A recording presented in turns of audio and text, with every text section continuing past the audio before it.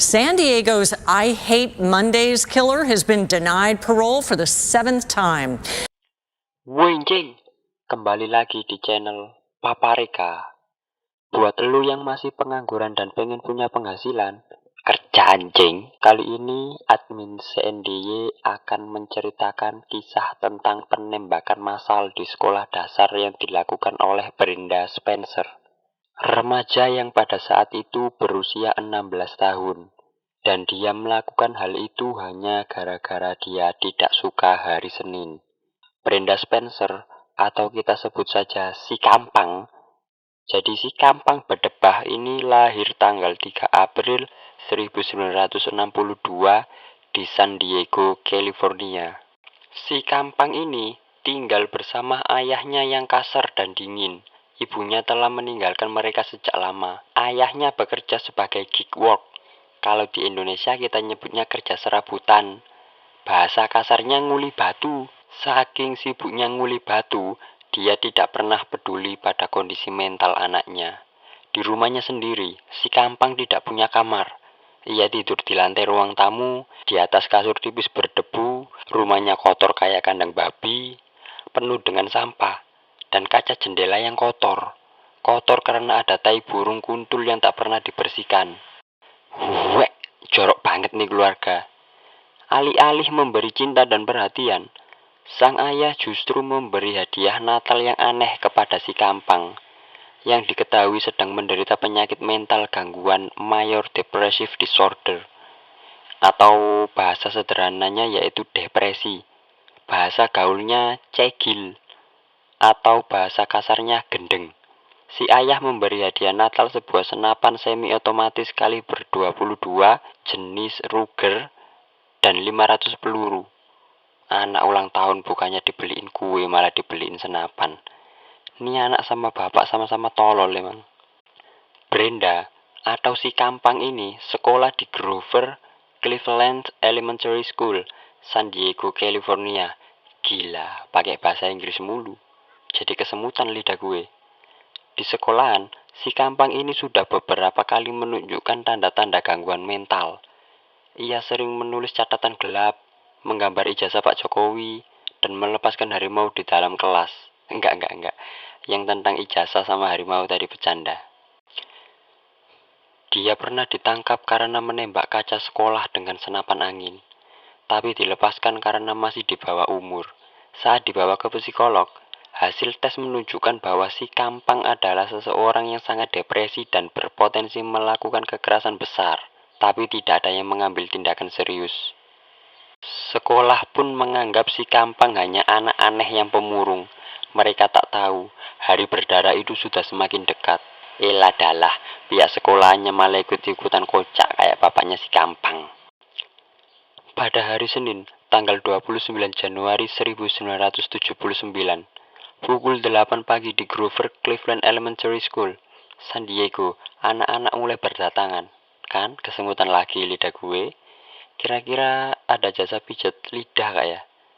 Oke, kembali lagi ke cerita. Seperti biasa, pagi itu, para guru dan kepala sekolah menyambut para siswa mereka di gerbang sekolah. Soalnya ini di Amerika, beda kalau di negara Konoha. Kalau di Konoha jam 10 pagi muridnya baru datang. Tidak lama setelah itu, dor, suara tembakan terdengar dari rumah seberang jalan. Si Kampang yang ada di lantai 2 rumahnya berdiri di balik jendela yang bau tai itu. Dengan senapan hadiah Natal dari ayahnya, ia menembaki anak-anak yang sedang ingin masuk ke dalam sekolah. Kebetulan rumah si Kampang ini berada di seberang sekolah dan hanya berjarak kurang lebih 15-20 meter. Dengan jarak sedekat itu, senapan semi-otomatisnya yang berjenis Ruger ini memiliki jangkauan dan presisi yang cukup untuk membidik target. Hanya dalam 20 menit, si Kampang telah menembak dan menyebabkan 8 orang siswa terluka. 1 polisi terluka saat menolong para siswa dan 2 orang tewas. 2 orang yang tewas tadi adalah kepala sekolah yang bernama, males sekali bacain nama orang Inggris. Dan 2 orang tewas tadi adalah kepala sekolah yang bernama Burton Rock yang mencoba melindungi siswa, dan seorang penjaga sekolah bernama Mike Shukar. Mike Sugar, yang pada saat itu mencoba menolong Burton Wright. Dilansir dari The Sun, insiden itu mengejutkan publik Amerika dan tercatat sebagai penembakan massal pertama yang begitu terkenal di sana. Teman sekelasnya mengungkapkan, sepekan sebelum menargetkan anak-anak di taman bermain sekolah, Spencer imut ini sudah berkoar. Dia akan melakukan hal besar supaya masuk TV. Setelah menembak 30 butir amunisi, si Kampang mengurung dirinya di dalam rumahnya yang bau tai burung kuntul itu selama beberapa jam. Sementara di sana, ada seorang jurnalis dari San Diego Union Tribune, Gus Stevens.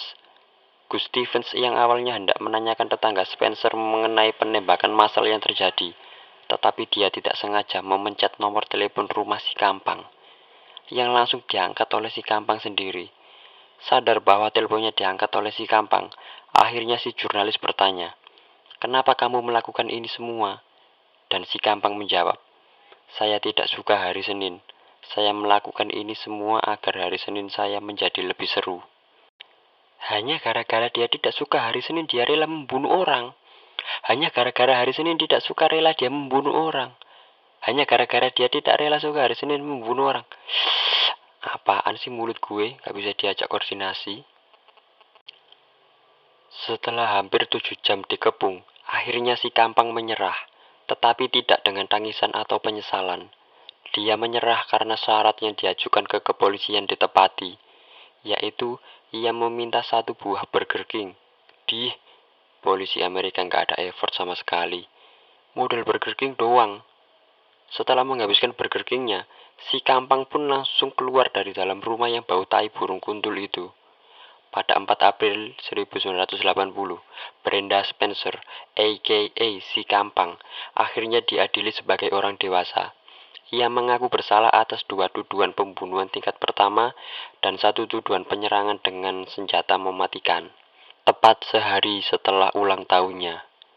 Emang sidangnya dilama-lamain, biar dia berumur 18 tahun dulu.